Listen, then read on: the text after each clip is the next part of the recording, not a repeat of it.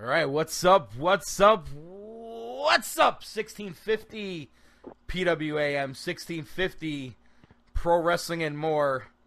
And it kind of sounds funny to say that considering nobody on the network wants to talk about wrestling anymore. We should just call it like 1650 and more. You ain't kidding, bro. You hear his voice. He's DSmitty. I'm Daddy Cool AC. This is another episode of UnCaged. And tonight, we aren't going to bore you with the wrestling talk. We aren't going to kill you with the boredom that was Battleground, or I didn't even watch SmackDown yet. We're going to head right to the combat sports. We're going to head right to UFC 214. The card is tremendous. The card is stacked. It's the last major card for the UFC till September. All focus will be on Mayweather-McGregor, especially in the MMA world. Heading forward here, and this card shouldn't be overshadowed, though. It's tremendous from top to bottom. I mean, I wouldn't say we'd have time to go through it all in all, but before we get to that, DSmitty, my brother, last week you got real, you got a little real with us, kid. How you feeling? Oh yeah, much better, man. It's still a little up in the air, but we're closer to making an agreement. So the personal life is getting sorted out pretty nicely. So as you can probably tell by my few laughs already, there's a little less anger in this voice. Yeah, I happened to see DSmitty Tuesday night, and he seemed in good spirits. And we're gonna move DSmitty up in this world. If you could hear my voice loud and clear, much better than you ever heard it before.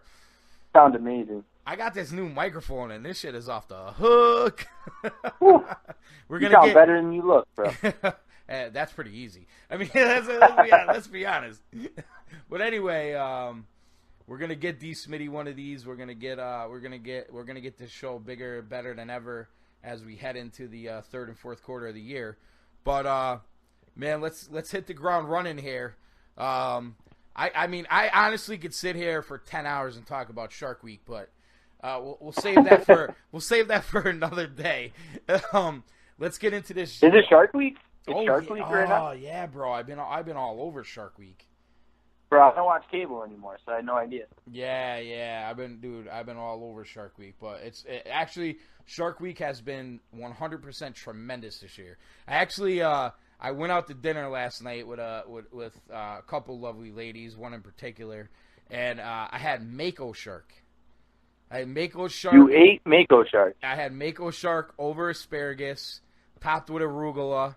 A couple potatoes, not many, and a little mandarin orange for the citrus, a little balsamic. It was healthy and tremendous. Let me ask, so what does Mako taste like? If you had to compare it to another fish. Tastes like chicken. No, I'm just kidding. Yeah, that's everything. Right? I would say it's very similar to swordfish in texture, but less fishy. Oh, wow. Yeah, it's hard to explain. Like, I don't want to say like it tastes like chicken or it tastes like pork, but it had like, it was grilled, so it had the grilled taste, but it was very, like, for someone who doesn't like a fishy taste, right. That'd be like, if you're gonna eat seafood, you know, I've always suggested swordfish in the past to people who don't like swordfish. Still tastes kind of fishy, but it's not like overly fishy. You know what I mean? And right. The Mako Shark tasted like. I mean, if you told me it was another type of meat, I probably would have bought it. But it was very good, very tender. It just kind of I didn't even need a knife. I could cut it with a fork. It was tremendous. Let me ask you this, bro. Hold on. I'm not going to give you the name of the restaurant because your name of your restaurant will not be on these airways unless you show us the money. Drop us a gift card, something. I know, at least a free drink. But bro, did you wake up with like extra chest hair this morning? You ate a cold-blooded killer last night for dinner. Listen, that's amazing. I felt a little more manly. I'm not gonna lie. That morning, that attention morning. Oof. That's a story for another day. Yeah, we're in our 30s, bro. That ship has sailed. You got those free test pills. Yeah, maybe we get a new Genix sponsorship while we're at it. I think that's for over 40, but I mean, listen, if it works for you, it works for me. Bro, we have the best fight card of the year Saturday night. Absolutely.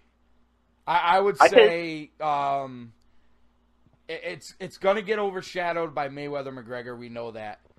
And in some ways overshadowed by Canelo and Triple G. But all in all, with UFC 214 and Broner Garcia, I mean, it's hard to have a better fight night in a given year. It's tremendous. Dude, it really is. I'm looking at this card. This card is better than 200 was. Even originally, this is a better card. I mean, it's got the same event. This is up there with 205. Oh, easily, bro. It's spectacular. I mean, First fight of the think night, about this. Josh Berkman on Fight Pass. It's amazing against Drew Dober, who's always exciting. I mean, always. that's a good fight. I mean, well, let's just run through it quickly here. We'll spend more time as we get into the bigger, better fights here. But we got Eric Shelton, Jared Brooks. You got a 10-3 fighter versus a 12-0 fighter, also on Fight Pass. And Callan Curran and Alexandra Albu. Albu sounds good. If I botched that, I apologize. But she's 6-0. Where the fuck is Moldova? Moldova. I gotta tell you though, that I mean, if you have Fight Pass, that's worth your $10 this month. You know what I'm saying? Or if you bought it for the year, that's worth your $7.99 for the month. That is like tremendous. Not to mention, Curran's kind of a little dime piece. I know, she's got a good look to her. She definitely does. Not too bad. She got the purple hair. As we move into the what is that? Fox Sports 1, I believe it's on this time. Mm-hmm. Is it Fox 1? Yeah, Saturdays is. Yep. It's tricky now because of baseball. They move it around, but I'm gonna go with Fox Sports 1. If I'm wrong about that, I apologize. Well, you know what they do is they start on FS2 if there's still a game on, then they pop over. Well, some of them, if they know they have the game, they've been running them on FX also. I've noticed. Oh, right. So I'm gonna. You know what? While we're doing this, let's not give misinformation. I got the TV right in front of me. The Yankees are in the top of the 11th now, tied at 5 with Tampa. But I'm right near Fox Sports 1, so let me pull it up for us here. We need this win. We need this win, mother. We need it. So Saturday the 29th, and we're gonna go to 8 o'clock at 8 p.m. Oh, there is baseball on FS1. Get the fuck out of here. So let's see, where are they showing it? So good thing we checked this because we've been giving out misinformation. It wouldn't be the first time, won't be the last. No. 90% of your listen. If you're a big fight fan, you should know it anyway. It is not on FX either. Interesting. There's no way something like this is all on Fight Pass. No way. It can't be. Fox Sports 2? I'm on Saturday the 29th here. So let's see, where are we here? Fox Sports 1. NASCAR racing on Fox Sports 2. It says, alright, so I'm on Fight Pass right now. And it says FX, prelims. It says FX? It's FXX. Is there a second channel? Oh, FXX. Yeah, that's a different channel. Wow, really? No shit. That is interesting. Why would they? That's pretty low on the totem pole, no? Yeah, maybe the ratings on because of the ratings problems they've had. Maybe they said we'd rather show a rerun of some stupid movie that somebody's watched 35 times. I mean, this prelim is packed, bro. It's a stacked card. I'm surprised by that. Why wouldn't FX pick that up? Let's see. What's on FX? FX is showing Kingsman: The Secret Service. Oh, I got a lot of friends that like that shit. I never watched it. You ever seen it? No, I have not, but I'm guessing it does good ratings if they're bumping the UFC for it. Bro, it's kind of like a British John Wick kind of thing. Surprising too that they're bumping UFC for baseball, but it's probably because it's prelims. Right. So you're gonna have to. Sounds like you're gonna have to go to FXX, which I cannot find on my screen here. Oh, I find it here. Yep, here it is. FXX. Oh, I might as well. Wow. I might as well set the DVR right now. May as well. All right, let's do that, and then we'll get back to the show. All right, Bro, so I want 8 p.m. FXS.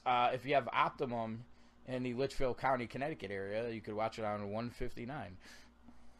Now I want predictions for every single fight on here from the almighty AC. All right, let's do this. Let's get past a couple fights here. Let's start predictions when we get to the Renan Barão Sterling fight. So you got Andre Fili versus Calvin Kattar, and you have, Retino Marciano versus Brian Ortega, who's 11. Who's got a nasty 11-0-1 versus 11-0. Can I start with a prediction here? I'm going with Brian Ortega. I'll go as far to say Ortega by triangle choke. There you go. All right, so we got our first prediction there. We'll start there. We're both taking Ortega. DSmitty even picked a move. We have Aljamain Sterling and Renan Barão. Sterling 13-2, Barão 36-4. Was basically on a run that nobody really knew about until he was dethroned by T.J. Dillashaw. Renan Barão is a tremendous fighter, but bro, I just noticed this is at a catch weight, 140. It is at a catch weight. Interesting. Wow. Did somebody miss weight? I mean, they just knew they were going to be off track right from the start. Maybe. Yeah, they're at 140 catch weight. Sterling Barão, boy. I mean, my logic would dictate take the vet Barão. Right. I just feel like he's hit the skids in the last few years, and I'm going to go with Sterling here. And Barão, we know that your skid has nothing to do with the fact that USADA started testing fighters. You know what? I'm going to go with Barão, though, because I think the hype train was moving a little fast for Sterling here. I think he takes another loss, but they'll keep him around. But I'm going to go Barão. TKO. Okay. All right, so Lowe's keeping score at home. We both picked Ortega. I got Sterling. DSmitty's got Barão. When we do the post fight next week, we can go over this and see it was right. In the prelim main event here, we got Ricardo Lamas and Jason Knight, both of the USA. Ricardo Lamas 17-5, Jason Knight 20-2. I'll let you go first with this one, DSmitty. All right, I'm gonna pick Lamas just based on the fact he's from Chi-Town, and you make fun of me all the time. You know how I feel about Chicago. You shouldn't just move there. You should just move there. Amen, bro. They got some wild ass. Every time I hear this guy talk about it, he's like, it could be a crowd like Chi-Town. That's right. They got the craziest wrestling crowd on the planet. Come on, bro. We're right here next to New York City. I'll tell you what, New York City's crazy, but they just boo everything. They boo too much. Yeah. They boo too much. Very hard on entertainment and athletics is New York City. That is true. That is true. Just based on that, even though I'm looking at this 20-2 record, and I am not at all confident in my pick, Ricardo Lamas. I'm actually with you on this one. I was going to pick Lamas. I'm going to go with his 23 fights or 22 fights are probably more spectacular than Knight's 22 fights are. Right. We could be dead wrong about this. But I'm going to go with Lamas as well. And we're going to sink our teeth in it to it now. We're headed to the pay-per-view. You will not find a better pay-per-view card. Before we get into every match by match, I'll just give a quick rundown here. Jimmy Manua versus Volkan Ozdemir.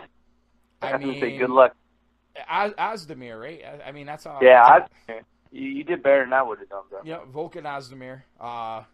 I've seen both fight before. I think I've seen Ozdemir once, honestly. But I've seen Manua a few times. We saw him lose. I mean, Manua is 17-2, but he's lost to studs. So, we have two good fighters there. Ozdemir, I believe, was a heavyweight who dropped down to 205 to get into the UFC, if I'm not mistaken. Yep. Or he was a 205er that fought at heavyweight when he came into the UFC. It's one of the two. I know when he came into the UFC, he fought out of weight class just to get the fight and put on a display.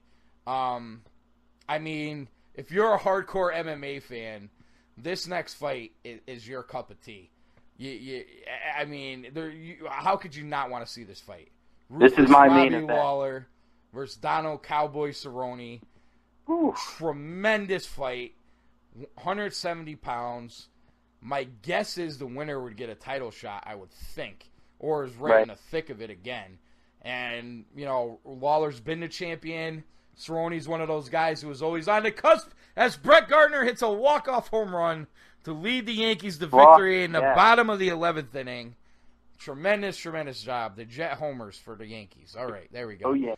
I told you on the pre-show, I told DSmitty at some point you're going to hear me pop for the Yankees win, and there it is. Go Yankees, baby. There's the Yankees pop. What a year for the Yankees. I mean, they had a shitty 6 weeks, and they hung in there, and now they're back to their winning ways. I love it. They're getting healthy, but they're getting healthy. They are getting healthy. All right, so Robbie Lawler, Donald Cerrone, hardcore fans' dream. This fight was a change in the card. Which I don't think is necessarily a bad thing for the division, personally.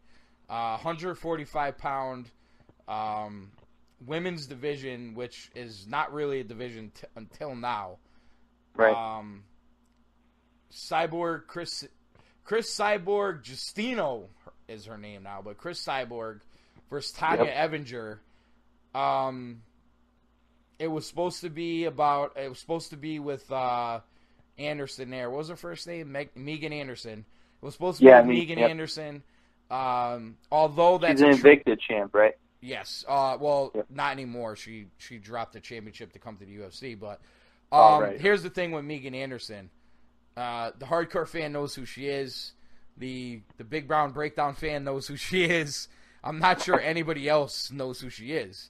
And I would rather see them build up Megan Anderson to get to a point that she could have a major fight with Cyborg before they did this one. So whatever the case may be, I hear maybe it's some visa issues or whatever it was with Megan Anderson.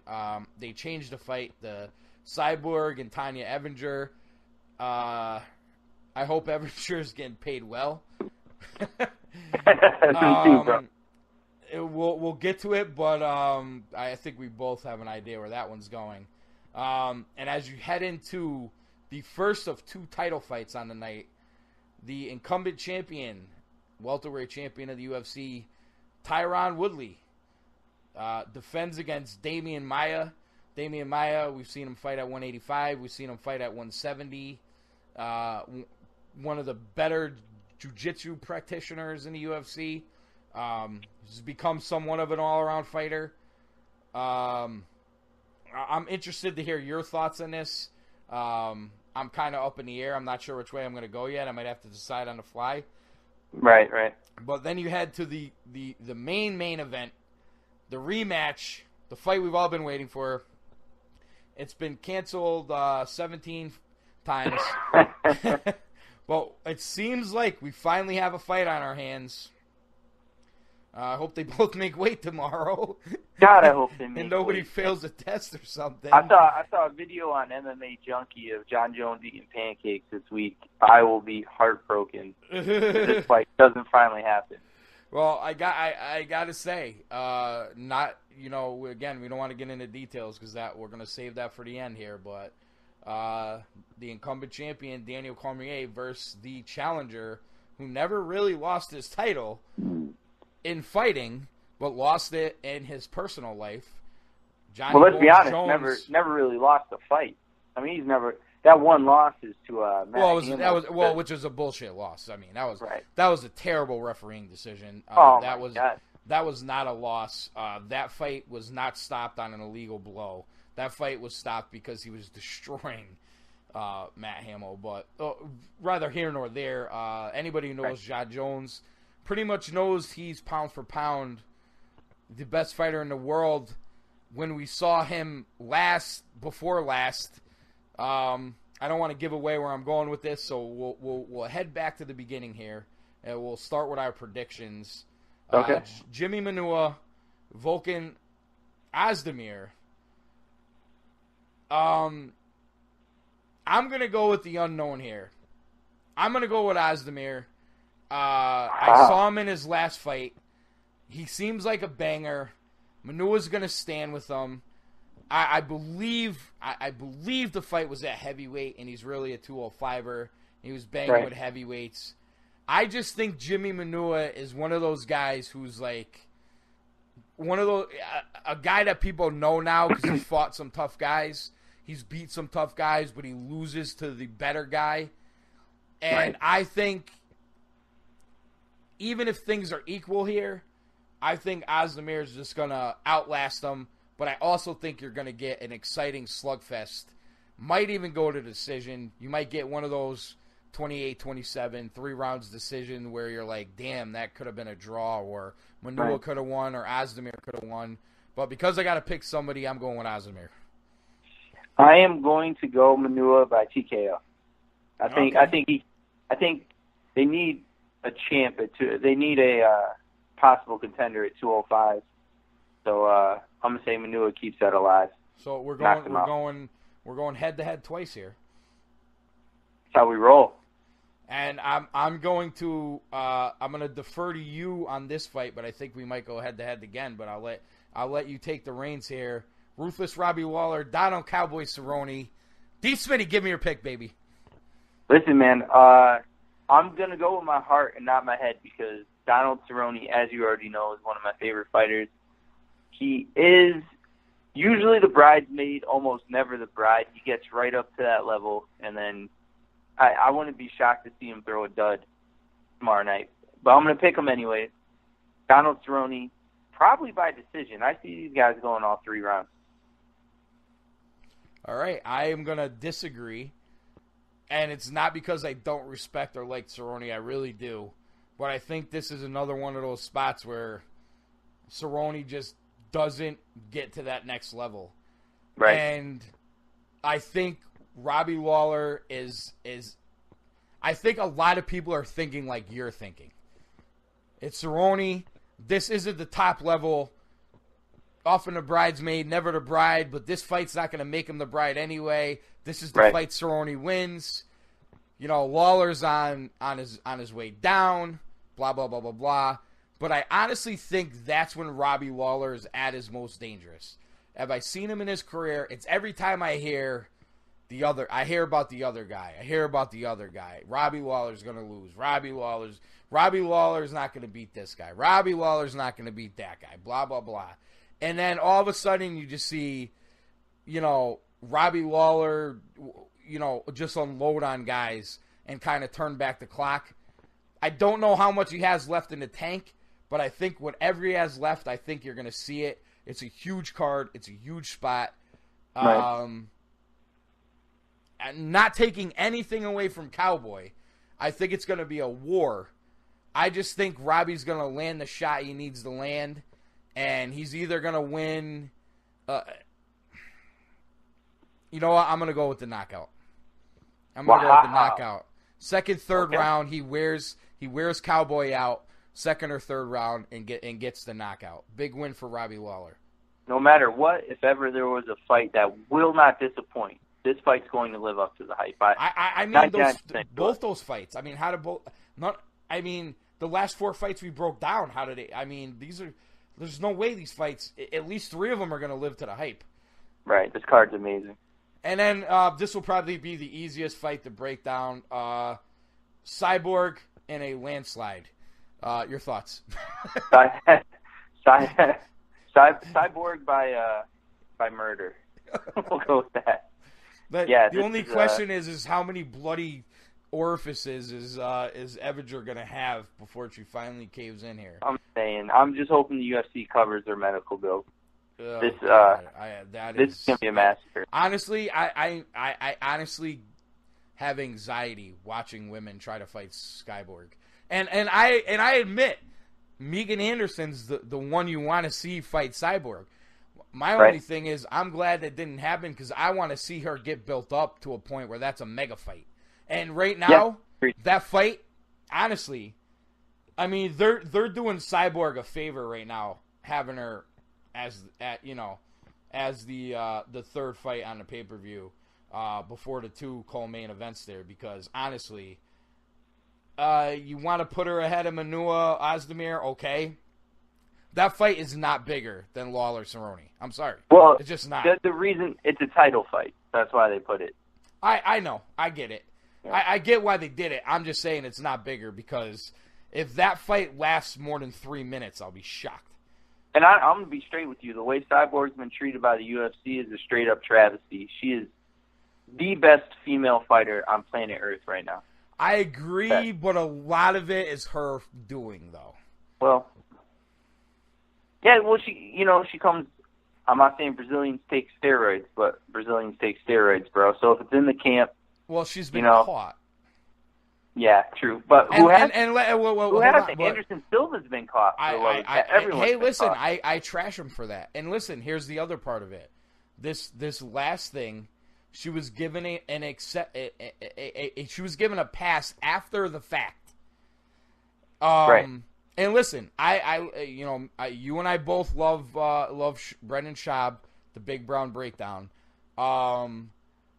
Honestly, the show he did with Cyborg, I thought was very one-sided. I think it was very pro-Cyborg. I don't think it gave you the other side of it. And listen, when you're sitting in front of them, it's probably pretty hard to do that. And I know he has an affection for them, but I got to be honest with you. That was very one-sided. Now, listen. Right. Has the UFC done this right here? No. But they also created a weight division that was basically for her. And she did turn down fights, to be fair. Yeah. No, you're right. You are. I mean, granted, it was close together, and she has the weight-cutting issues, and she needs acceptance for this and acceptance for that. And let's be honest. This is just my opinion here. This is speculation.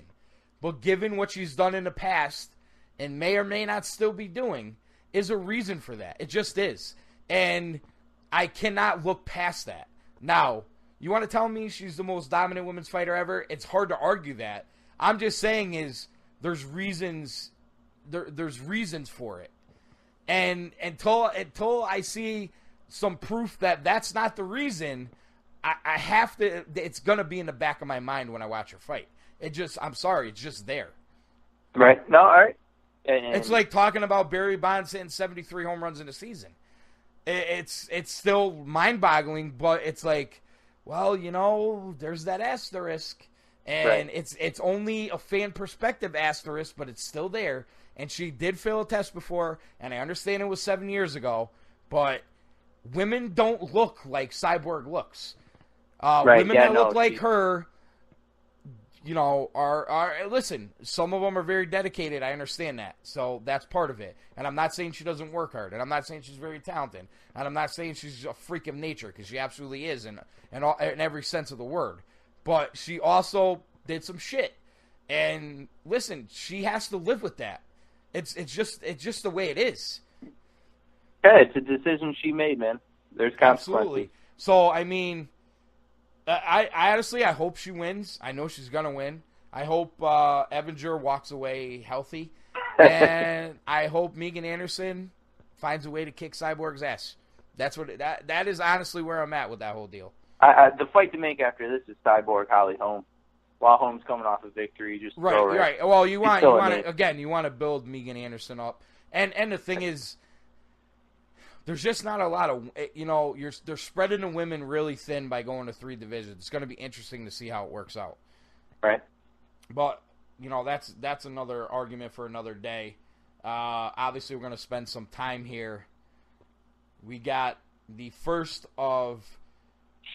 second of 3 title fights, the first of 2 co-main events here. As we talked about earlier, Tyron Woodley, Damian Maia, 170 pounds, welterweight title fight. Oh boy, I don't even know. Part of me wants to take Maia, but part of me thinks Tyron might knock him out. I am going to. I think Tyron wins rather easily. Okay. That motherfucker is the biggest 170-pound fighter I have ever seen in my life, dude. He is a giant, man, which I think kind of cancels out Damian Maia's jiu-jitsu. I know any jiu-jitsu practitioner will tell you it's all leverage and this and that. I call a little bit of bullshit on that. This dude is massive. He's strong.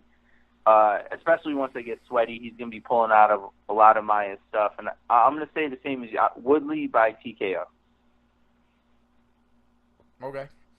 What do you think?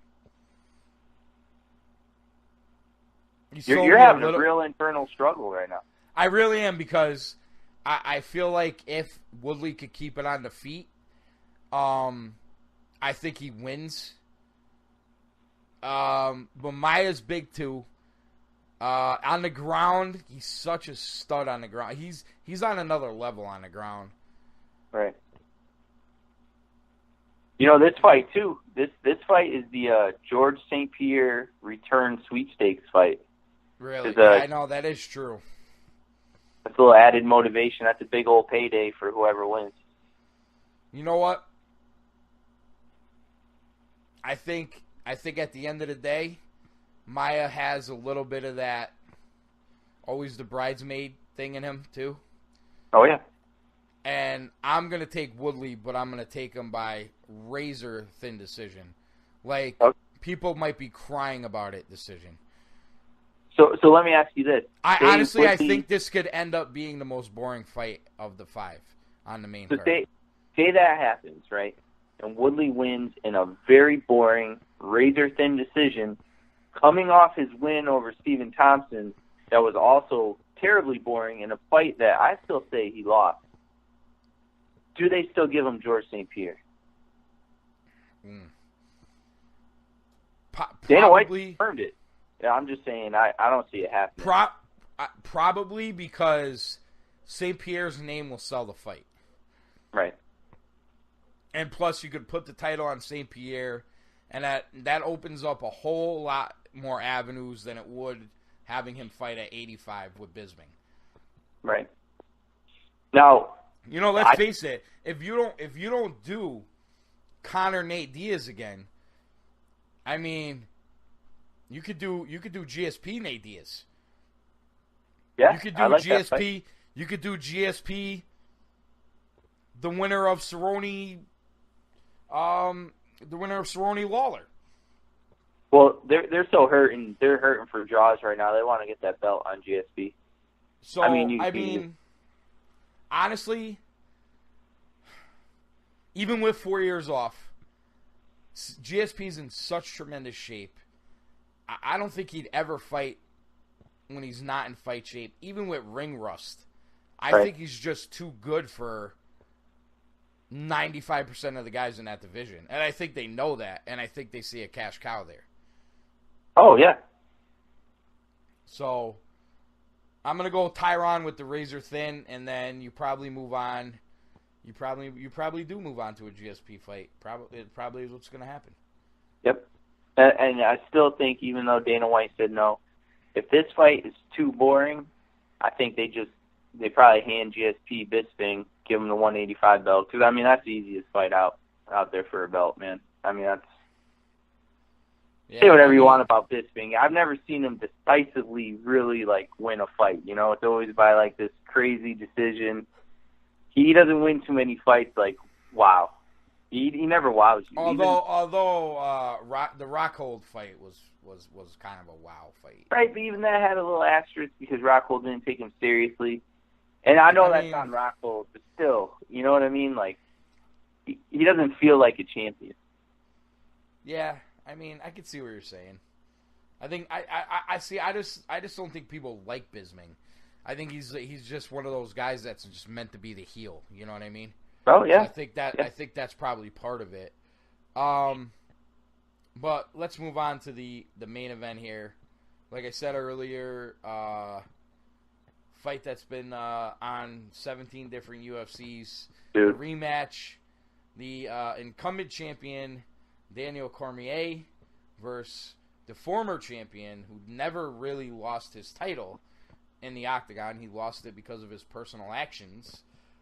Johnny Bones Jones, 22-1-0, like we talked about, should be 23-0, versus 19-1-0 with the one loss being to Johnny Bones Jones, in a fight where I thought Cormier, for lack of a better way of explaining it, choked. I've seen Cormier fight that way 2 times in his career, against John Jones and against Anderson Silva, and he beat Anderson Silva because Anderson Silva, the fight was on short rest, and he just out-wrestled them.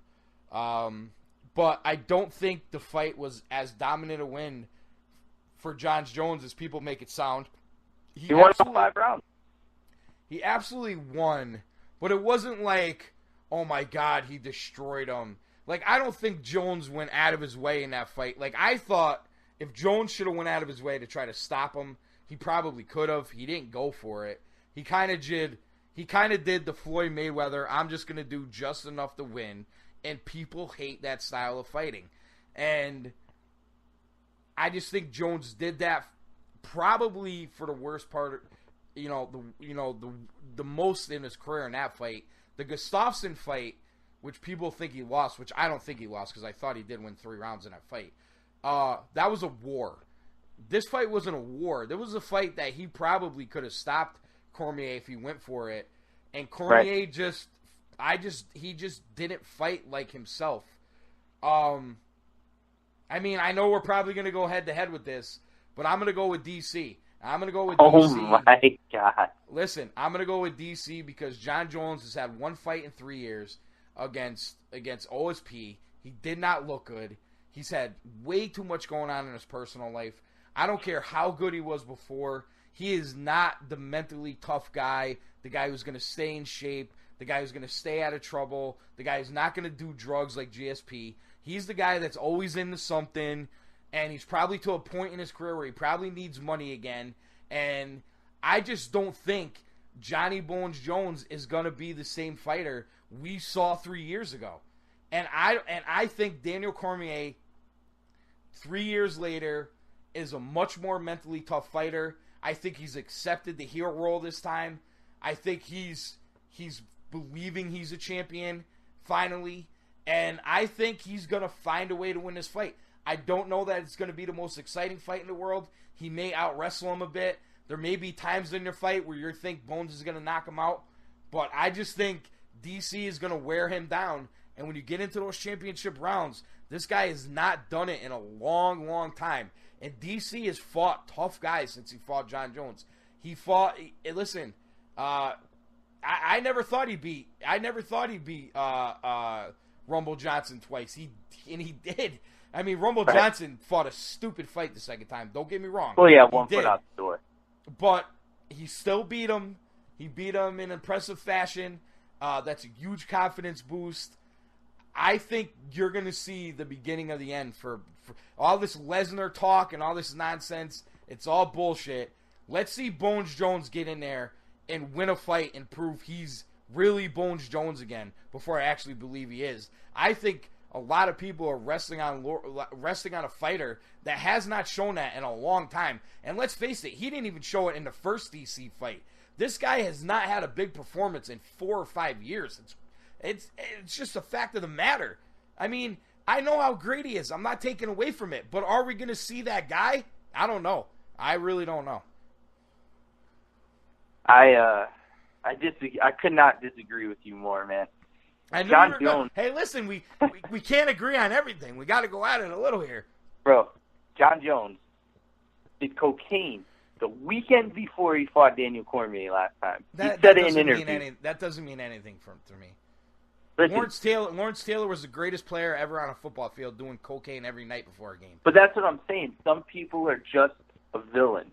John Jones is that villain that's going to walk into this fight and whoop ass. All right, he's gonna beat Cormier this time way more convincingly than he beat him last time. Way more. Because the UFC needs a face for the product right now. They have no draws with Conor out. And John Jones is that guy. And he's going to be on his way to being the greatest UFC fighter of all time. And I don't even like him. I dislike him greatly.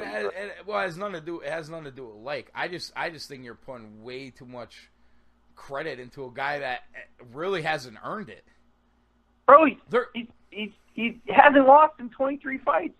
Yeah, but my problem with that is you're selling me a guy who 21 of those fights was 4 years or longer ago. His last 2 fights, he didn't look good. He didn't even look good against DC. DC choked in that fight. I don't know, man. I listen. There's a thing with fighters and having your personal shit together. And I'm gonna get into this later in the show when I talk about Adrian Broner and Micah Garcia, because there's a lot of Adrian Broner and Johnny Bones Jones. And at when you fight high level guys all the time, sooner or later you're gonna get exposed if your shit's not together. And do I know John just because they let him back? Do I know his shit's together? I don't know that. But I hope his shit's not together, because that's when you see the best John Jones.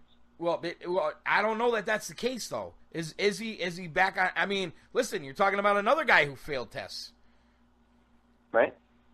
I mean. He won part of his appeal, I guess. That's for boner pills, right? That's everyone's fallback, boner pills. Right. But, listen, when you take that, there's a reason for it. Anybody who knows anybody that did steroids in their 20s and in high school and everything else, all know they were taking things to, have their fun. So fair enough. I mean, to me, that's not a defense. Well, listen, I'm going to break this down real simply for you, all right? DC's a grappler. John Jones has a 95% success rate against defending the takedown. End of story. End of story, True, but bro. we have seen DC knock out guys before. I mean, I guess. A heavyweight? The higher... Right, but... Alright, so... Go ahead and name... When was his last knock? I know he knocked out... he knocked out some guys in Strikeforce. Let's see. Let's go over DC's record here. Let's just do it from there. I haven't seen him really knock anyone out in the UFC. In Strikeforce he sure did, but he knocked out a bunch of over the hill, UFC reject. I haven't, I've never been on the DC hype train. I don't like him. Well, I like his personality. I don't understand.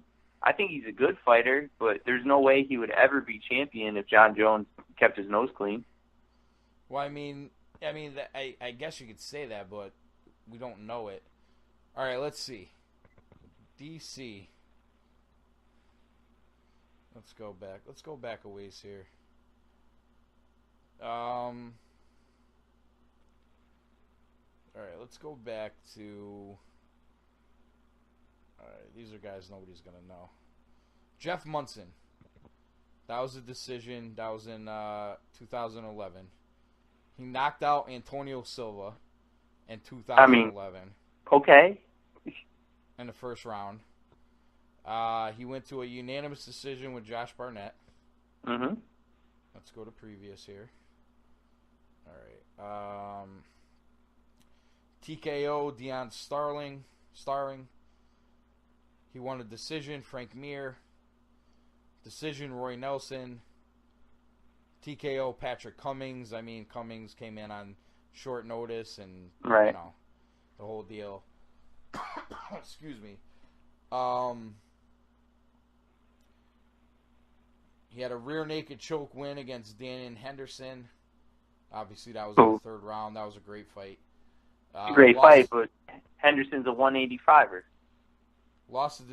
He did fight at 205 a lot of his career, too, though. He did, but, you're talking about a guy he beat barely heavyweights in his career, too. Henderson beat guys at all, at a bunch of weight classes. Right. Lost the decision to John Jones, as we've been talking about. Rear naked choke, Rumble Johnson.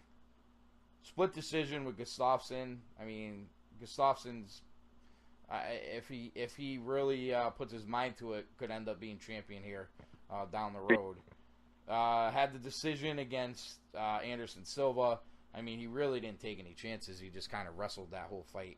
Right, and then the rear naked again against Rumble Johnson. So, I mean, he doesn't have a lot of knockouts, but I wouldn't think he knocked John Jones out. I think it'd be one of those deals where he wins a decision, where he kind of wears him down. The fucking Matt Hughes laying prey.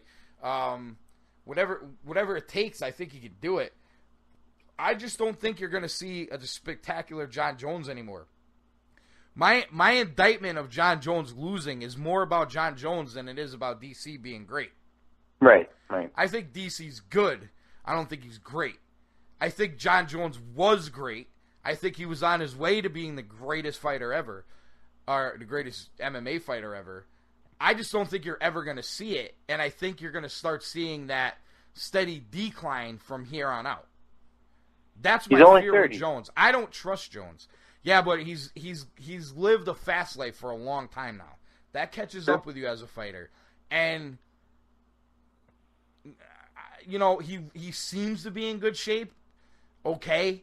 There's got to be some ring rust there. You saw ring rust against OSP, and he's never been able to fight that off.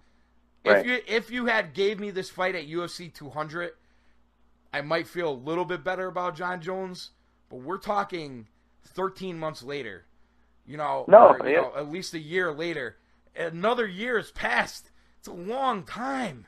You know what I mean? You're 100% right. And he does, and you know, I know it sounds like I'm talking out of both sides of my mouth when I say GSP could do it, but GSP lives a different life than John Jones.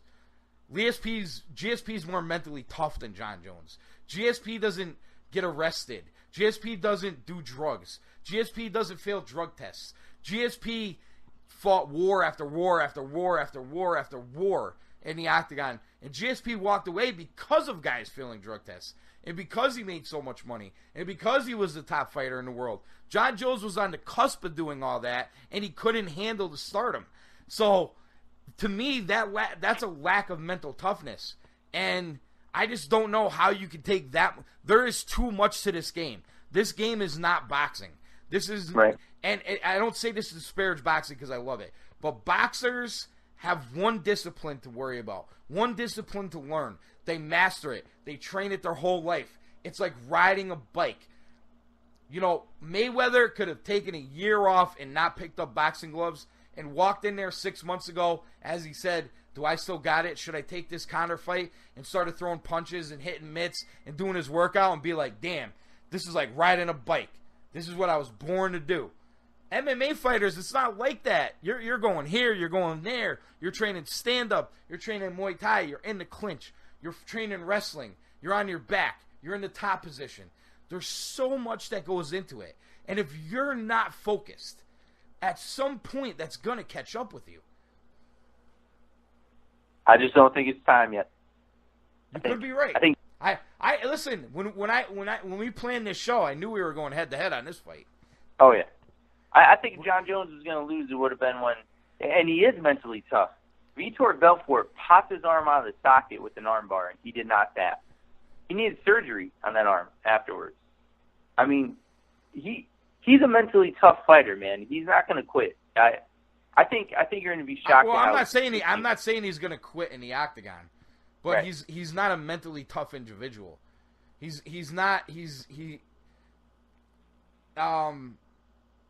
don't know if you want to say he never grew up or he can't handle stardom, but there's something in his personality that he can't handle what he's been given to an extent.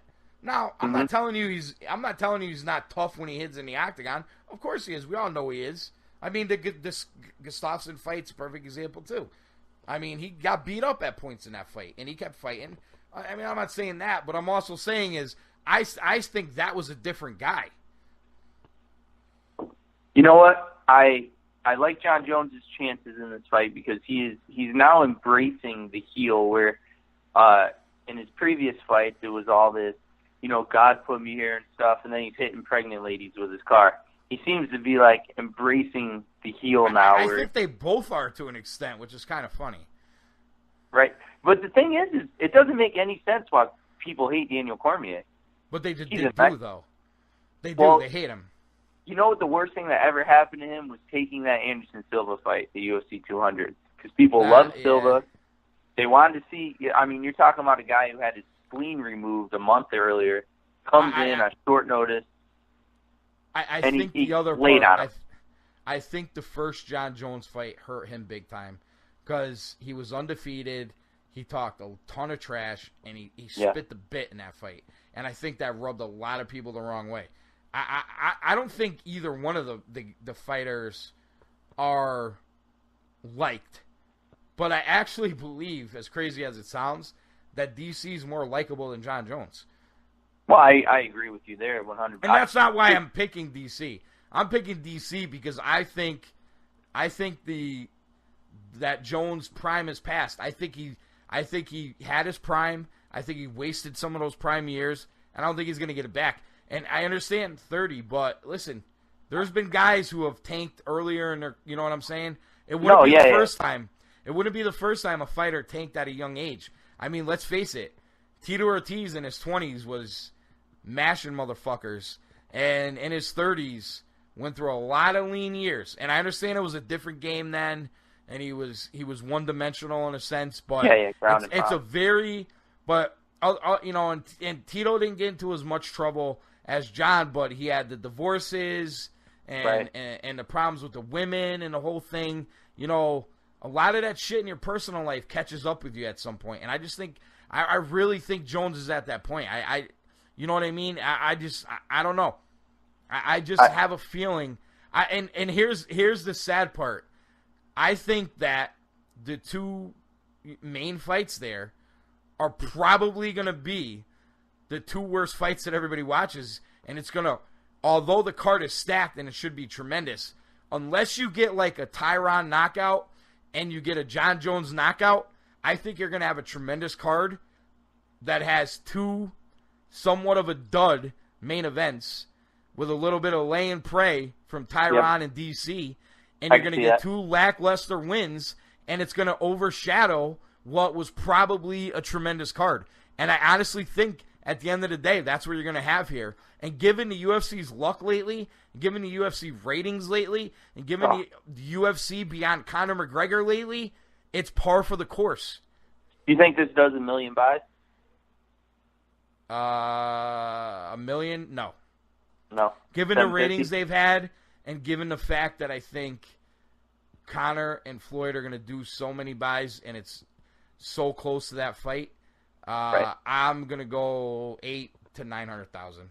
Okay. But still, I mean, considering it's a very good showing, but I don't think you're going to get 1 million. This year's been a fucking I think a year ago you would have got over 1 million for DC Jones. Right. It's been a rough year for the UFC. Oh, it's been a disaster, dude. Ever since they sold, other than Conor, has Conor fought since they sold? Since they sold, yes. Since everything was kind of in full takeover, I don't think so. Yeah, right. I mean, it's a mess. They have no star power. None. They have every star they have on this one card. Yeah, pretty much. I mean, as you know, I work at a sports bar that carries these UFC events, and in certain locations, they're actually not carrying UFC anymore, just because it doesn't draw. Not people don't even go to a free sports bar to watch it anymore. You know, it concerns me, man. It's my favorite sport in the world. You know, it's tough right now. They have no stars. They need GSP. They need John Jones to win here so he can fight Brock. That'll be a massive draw. But yeah, it's in tough shape right now. Before we finish up our talk here, I did read an article today. I don't know how official it is, but it sounds like the unified MMA rules here are going to adopt the weight classes. They're going to adopt 65, 75, 95, oh no, and 225. Oh no. Oh, and I honestly think they should do it. Bro, everyone's spread so thin already. This is the but problem with boxing. Yeah, but no, but there's a difference. The problem with boxing is it's not necessarily all the weight classes, because guys can honestly jump weight classes easier this way. But the problem with boxing is they have 4 or 5 champions per weight class. You would still have one champion. The reason why I like it is it's going to cut down on these stupid weight cuts that these guys can't make. Right, yeah, you're going to have a lot less canceled fights. You know what I'm saying? Yeah. You know, maybe Khabib's saying, I'm not going to fight till the 165 weight class is there. I'll just go dominate that weight class. Right. I just get concerned that you're going to kind of make the belts mean a little less. You know? I agree, but here's what you do. No more interim champion bullshit. Right. Get rid of 7. Well, here's what you got to do. You got to get rid of 170 if you do this. Because you got to go 25, 35, 45, 55, 65, 75, 85, 95, 205, 225, and then 265. The thing is this, if you're going to do this and adopt these weight classes, you can't have champions jump in the fight other champions. You have to kill the super fights, because say like the 175 fights the 185, gets his ass whooped. Then when he comes back to 175, that belt's worthless. You know? No, I get that to an extent, but that also allows, you know, a fighter like Conor can grab 155, could grab 165, and defend both of them too. So I agree what you're saying. Right. The fighter that, you know, from the lower weight class that doesn't have the title on the line loses it. It looks bad when he goes to his weight class. In a way, I kind of agree, but, you know, I think that's something you got to live with. And, you know, I think it's going to mean something to fans if you get a fighter like a modern, you know, like GSP's not going to do this now. He's too old and been out for too long. But there was a time where you could have said, wow, GSP just went out and won, you know, 65, 75, and 85. You know, he's got 1 around his waist and 2 on his shoulders. And, you know, I think fans would be like, wow, you know, that guy's a special. We got to see this guy fight. Right, you know what I mean? And the problem is there's not enough talent right now. So the same guys, so say GSP wins at 65, he's probably going to be fighting the same guys at 65 as he is at 75 that he would at 50, you know? There may be enough talent if you sign. It may give the opportunity for the UFC to hang on to more guys, number one. And it may give them the opportunity to push talent faster, even if the guy isn't that great. Oh shit, there's a title belt on him, and then you feed him to your star. You know what I mean? Right. I just think as far as the weight cutting part of it goes, it makes a hell of a lot more sense. I do think though it's going to take a few years to stockpile enough talent to make it work. To make it, look the way it should. Part of it is you got 2 competing organizations now with Bellator and in the UFC. And, you know, at some point this may hurt Bellator or it may help them.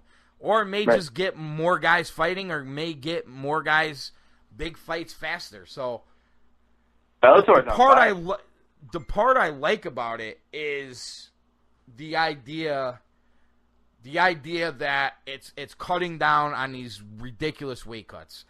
I mean, the distance between 185 and 205, that's 20 pounds. It's ridiculous. I mean, that's ridiculous.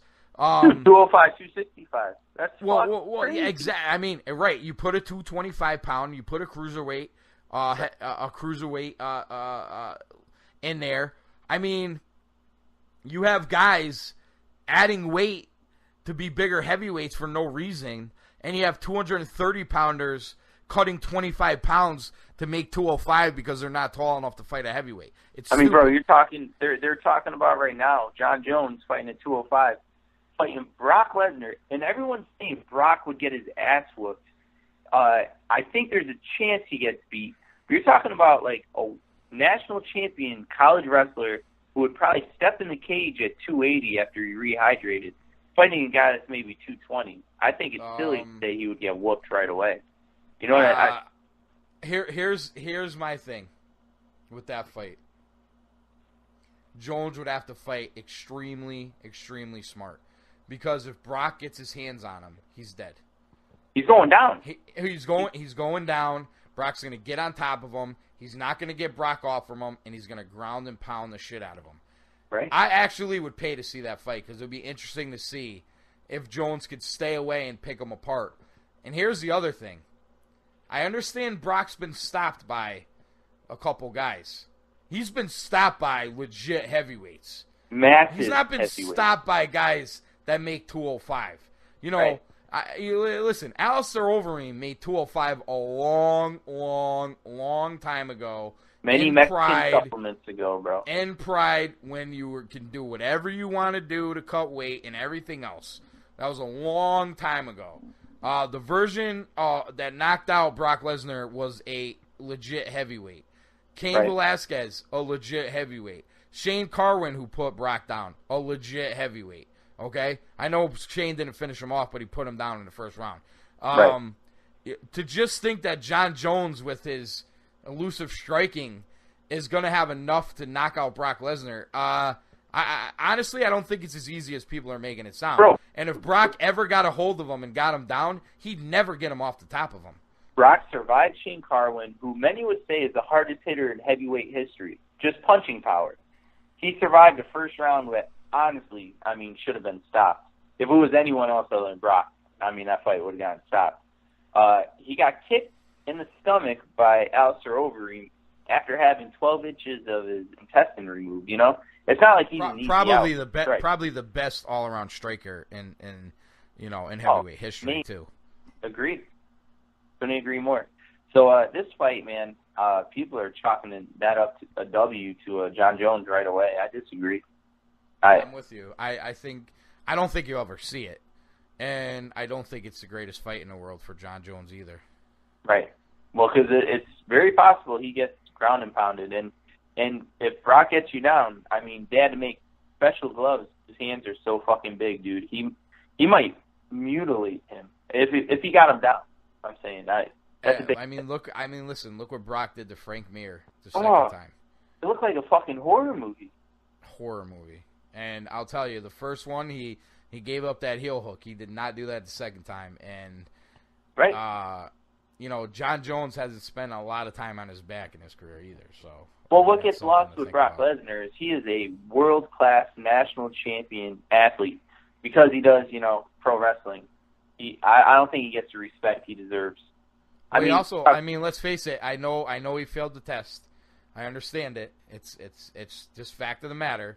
But the fact of the matter is he fought another ridiculous stand-up fighter, and why of course my mind would go blank. Mark Hunt. Thank you. Mark Hunt, his last fight, and even though I know he tested positive, that's probably more about weight cutting than anything. Right. But he dominated that fight. Mark Hunt is a stud striker. Amazing. And a legit man. Just knocked out Derek Lewis. If I was John Jones, I'd be careful with my words there. I really would. Agreed. He's talking like it's a walk in the park, man. Plus the other thing too is I'd get past this fight before I started talking about other fights too. Well, I think that's part of his maturity level there. That might be a point that's on your side as far as picking PC, because I agree with you there. If you're already talking about your next fight, you're not taking this one too seriously. All right, let me ask you this. I would say I'm probably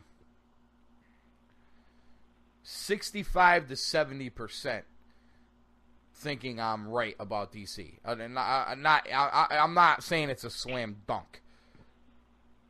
Percentage-wise, how do you feel about picking Jones? 96. So you're. I'm almost positive. You're confident. You're confident in your pick. You're more confident in your pick than I'm in mine. I am almost positive on my pick. Almost. I almost went 100, but if anyone's got a puncher's chance, I'll say 96 96 to 98, bro. I'm fucking sure. To I am sure. Wow. I am positive. You know what? I think we got to sweeten the deal here. How about a little dinner bet? I buy you dinner, you buy me dinner if I win. Deal. All right. Let's do it this way. Double date. Okay. Loser buys dinner. Listen, my girl is thin, but she could eat, bro. This is gonna cost. Listen, I seen that. I'm not scared. All right, man. Dinner date, double date. I'm in for it, bro. You guys can eat and we can drink. So I mean, you're gonna have to drink to ease the pain of passing that credit card over. Oh wow, wow! I know. Listen, I gotta put out. So let's do this. Let's make the scorecard here. Actually, I think I have a pen around here somewhere. Yeah, I do. All right, let's write it down so we don't forget. Okay. Especially the ones we're going head to head on here. Hang on, let me grab a little paper. This was a lot easier when I had a headset and I could just walk around with it on me. I'm not gonna lie. Yeah, but you sound great on that mic, bro. You sound good. Thank you. Okay, we got to get you one. That way we're even Steven over here. Yes, all right, sir. so we both picked Ortega. Yep. So let's write down Ortega. This fucking pen's not working. Figures. Hang on a sec. If you hear any mic juggling, I apologize. I'm maneuvering stuff here for the fans out there. Like, what the fuck is AC doing? All right, here we go. We got Ortega. I'll put both. I'll put a A and a D. Okay. And then we had Sterling Barao. I took Barao. You took Sterling. Right. We both took Lamas over Jason Knight. Lamas. That's true. Manua. I took Manua. You took Ozdemir. I think I did that pretty well.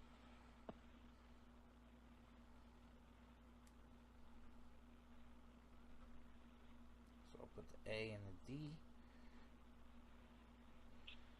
Just with heart alone, I took Cerrone. You took Lawler. Right. I think we both agree this will be the fight of the night. Oh, yeah. Cowboy. D. Okay. Cyborg, we both took. We both took Tyron. Yep. And then we're going head to head. DC Bones. All right, and then so the bet though is just on the main event. The bet is just on the main event. Okay. All right, so the bet's on the main event. Here we go. The rest is strictly bragging rights. The rest is strictly bragging rights. Well, here, let's just see so we can make sure we don't have a tie. We're going head to head in 1, 2, 3, 4 fights. So let's do this. Let's pick one more to go head to head in. All right, then it's got to be the first fight on Fight Pass, man. Josh Berkman, Drew Dober. I'm gonna let you go first on this one. Wait, all right. So let's do this. Instead of doing that, since we picked 4, let's pick the winners. Well, then if we both pick 2, then 1, it could be 6.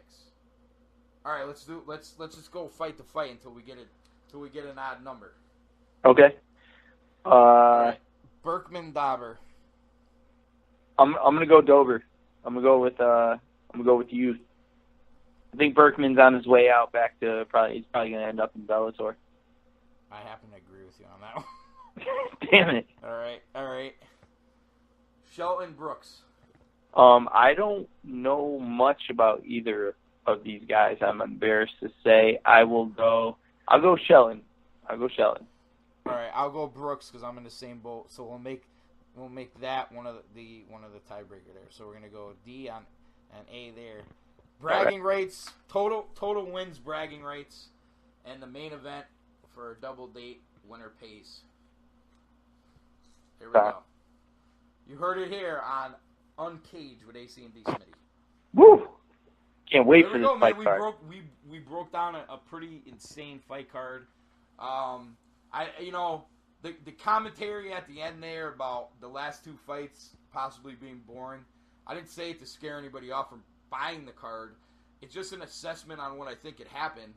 And I think it's a pretty accurate one. I think you kind of agree with me on that too.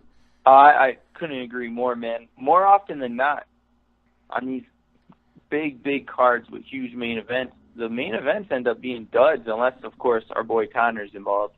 And the rest of the card, you get some good fights. Maybe they make some new stars out of there because they sure as fuck need them.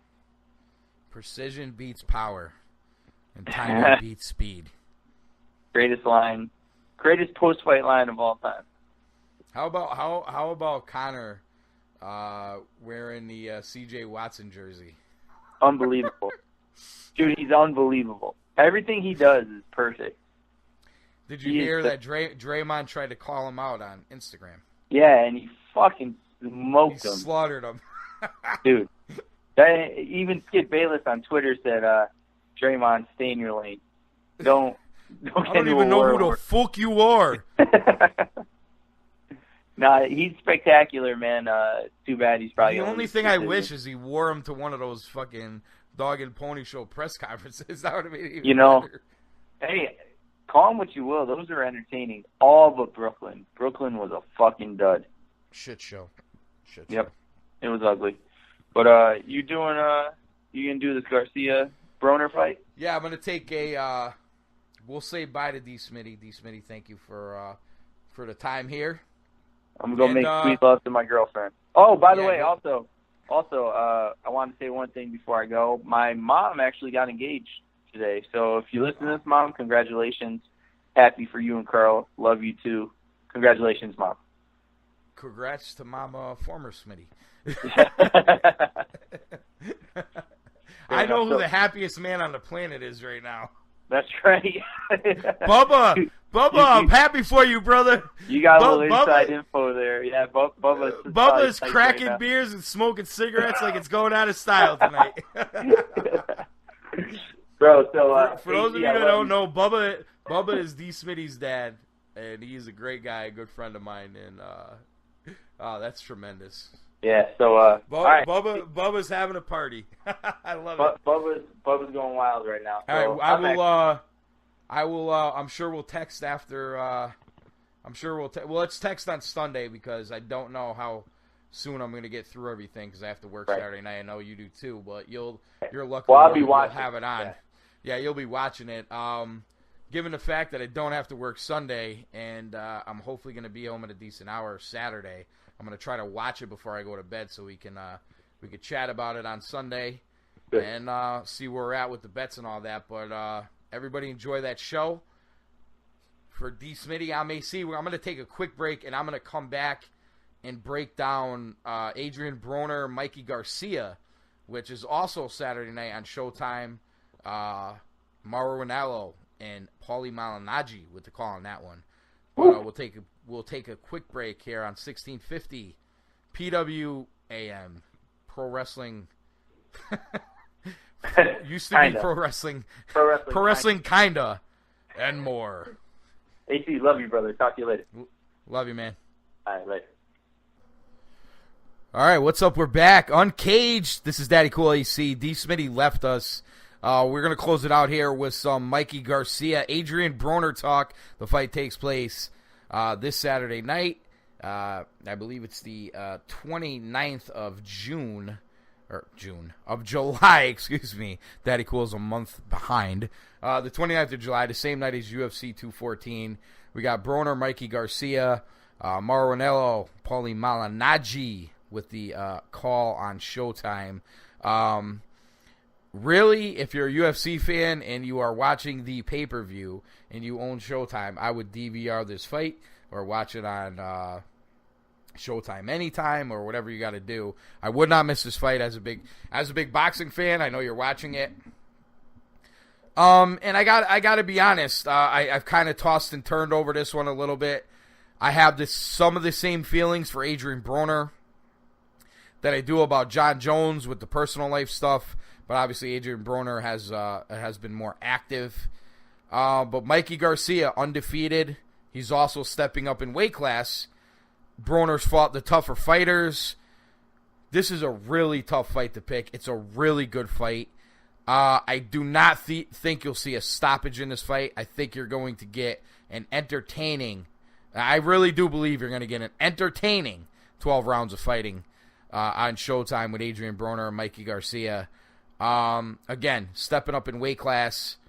Broner, question marks in the personal life, but everything you hear is he's a savage in the gym still, listens to his trainers, listens to his coaches.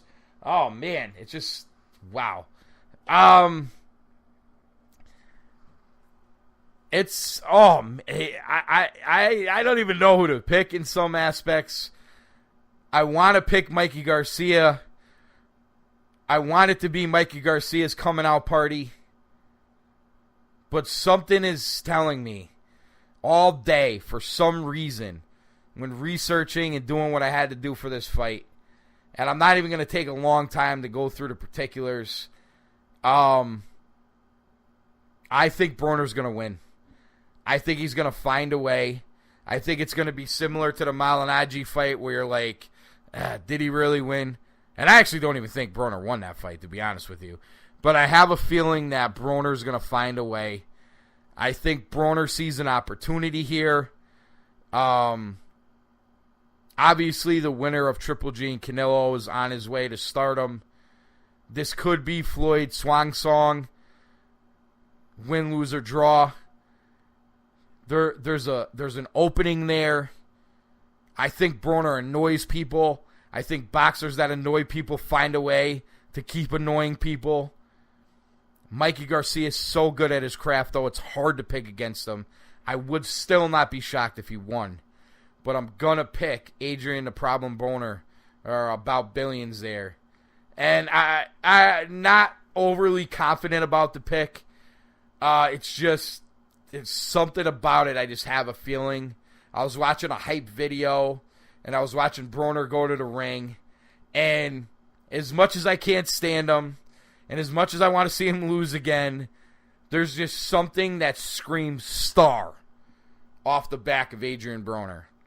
And I'm not so sure I feel that way about Mikey Garcia. I think Mikey Garcia is your tactical, technical, very good fighter that's just a very good fighter. And I think Broner is going to up his level of stardom here, whether I like it or not. And I really have a feeling that's the way this fight's going to go. Again, it wouldn't shock me if I'm 100% wrong and you guys are tweeting me like, oh, Daddy Cool, you are way off. Mikey Garcia kicked his ass. I don't even think you'll see that. I think if you see Garcia win, it would also be one of those razor-thin decisions. And I think you're going to get a razor-thin decision either way, but I think you're going to get an entertaining razor-thin decision. And I think when push comes to shove, you're going to see Broner win. When I first saw the fight put together, I don't know that would have been my choice. Just watching and listening to the stuff. And I don't trust Broner. I really don't. But I also think that, if you see dollar signs, they're right there for you. This is the time. This is the time to go grab it. This is the time to go take it. This is the time to get yourself on pay-per-view. You know what I mean? So, I think we're going to get Broner here. And really, that's where I'm going to leave it. I'm not going to spend a lot of time here. We spent a lot of time on 214. We could get into technical things about that. I just think that the best way for Mikey Garcia to win that fight would have been to knock Broner out. I don't know, moving up in weight class, that he could. And Broner has not. Broner's taken big shots from Marcos Maidana and lived to tell the story. He's been knocked down in fights and gotten up. He's very tough in these fights. Everything you hear is he works his ass off in the gym. Personal life, another story. The guy could win and end up in jail tomorrow. You never know. But I think that when push comes to shove, the bigger fighter fought the bigger fights, ready to take the spotlight, and I just think that's why Broner's going to win. So I'm going to go with Adrian Broner. And I think you should watch it. I think it'll be tremendous even if you watch it on a DVR or a replay. I think it's definitely a must-see for this weekend. We'll break it all down. I'll break it all down on the post-show with DSmitty.